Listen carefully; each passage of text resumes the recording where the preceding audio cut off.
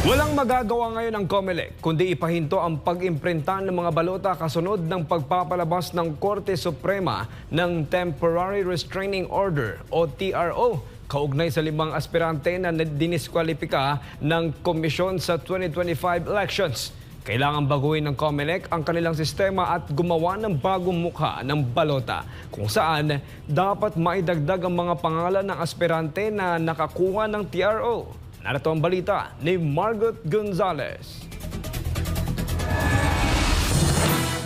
5 na mga aspirante na diniskwalipika ng Commission on Elections sa COMELEC sa 2025 elections ang nakakuha ng Temporary Restraining Order o TRO mula sa Korte Suprema.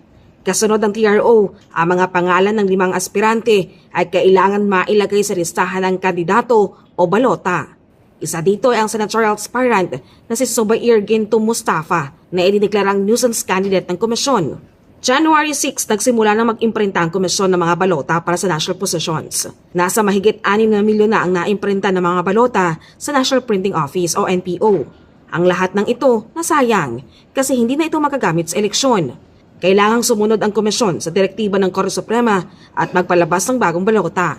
Ayon kay COMELEC Chairman Attorney George Garcia, suspendido na ang pag-iimprinta ngayon ng mga balota dahil immediately executory o kailangan agad na ipatupad ang desisyon ng kataas-taasang hukuman. Yung pong mga na-imprenta, local absentee voting, overseas voting, yung pong test ballots natin, Bangsamoro ballots po natin, at kasama na rin po nagsimula na kami sa Caraga, sa rehiyon ng Caraga. So more or less yan po yung pinahinto kaagad natin ang pag-iimprenta. At siyempre, dahil nga po babaguhin ang ballot face, kinakailangan isama yung pangalan mismo ng kandidato na kasama doon sa temporary restraining order ng Korte Suprema. Aminado ang COMELEC na malaki na ang nagasos ng komisyon sa pag-iimprenta ng mga nasayang na balota para sa national posisyon.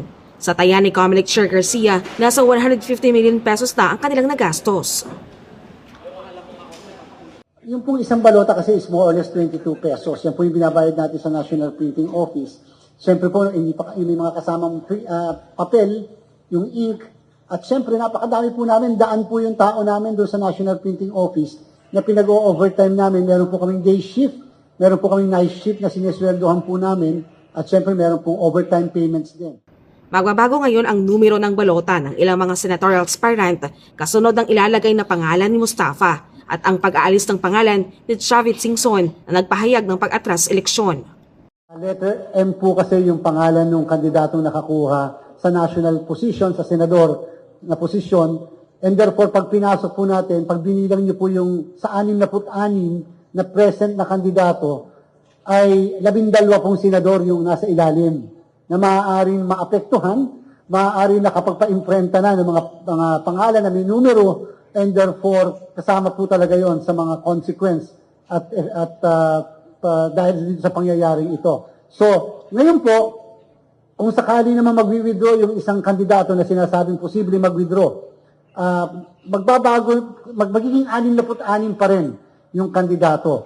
Kasi kung technically kung isasama yung isa, ay magiging 67. Pero kung mawawala naman po yung isa, 66 pa rin, kaya na medyo tingnan natin kung may magbabago yung sa pagitan ng letter S at pagitan ng letter M, kung sakasakali. Hindi naman nag-aalala ang komisyon pagdating sa 4 na aspiranteng mailalagay sa local position. Ayon kay Garcia, hindi pa sila nakakapagsimula sa printing ng mga balota para sa local positions. Pagdating sa timeline para sa printing, matatanda ang target ng COMELEC na matapos ito sa April 14. Posibleng gagamitin na rin ng COMELEC ang 4 na makina ng NPO para lang maihabol ang mahigit 70 million mga balota bago ang eleksyon. Ang resumption ng pag-iimprinta ng balota ay baka sa susunod na linggo pa dahil sa adjustment na gagawin ng komisyon sa kanilang sistema at pagbabago ng mga ballot face. Sa kasalukuyan kasing election management system ng COMELEC, hindi sila pwedeng maglagay ng mga bagong pangalan ng kandidato. Pero ang inaalala ni Garcia ay baka meron na naman daw ilalabas na TRO ang korte para sa iba pang diskwalipikado habang nasa resumption na sila ng pag-iimprenta ng balota. Pag po nagpa-imprenta muli kami ng balota tapos po may dumating muli na panibago pong directive at hindi po ito pag-pressure sa ating Korte Suprema, with all due respect, uulitin po muli kung lalo pat ang posisyon na involved ay national position. So back to zero po ulit kami. Lagi kami back to zero ng back to zero kung meron muli na makukuhang temporary restraining order upang magdagdag ng pangalan sa ating pong balota. So again, the rule always is comply, follow the directive of the Supreme Court. Aminado din ng COMELEC Chief na dahil sa pagpapalabas ng TRO at muling pagbabago sa balota ay maaantala ang iba pang aktibidad ng COMELEC gaya ng mock elections na gagawin na sana sa darating na Sabado at ang final testing and sealing. Pero sa kabila nito ayon sa komisyon, walang mangyayaring postponement ng eleksyon. Ang araw po ng halalan ay sa Mayo 12, ito pong taon na ito. Hindi po yan marireset sapagkat yan po ay nakalagay sa saligang batas. Maliban na lang kung meron pong deklarasyon na tinatawag na postponement of the election at wala po tayo iniisip na kahit na anong postponement.